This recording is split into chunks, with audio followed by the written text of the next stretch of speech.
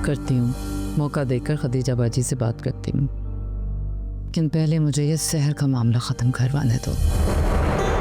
शहर का क्या मामला? कोई ख़ास बात नहीं है। फिर भी कुछ तो बताएं।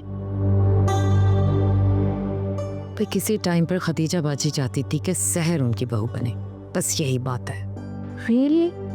शहर और खदीजा बुको की बहू? शहर को पता है ये बात? शायद नहीं। और आबिया चची को? वो जानती है और उसे ये बात याद भी है, इसीलिए तो कह रही हूँ कि पहले ये शहर का मामला ख़त्म करवाने दो मुझे। मम्मी, आपने बहुत ज़बरदस्ती मुझे ज़ुबैर की तरफ अट्रैक्ट किया।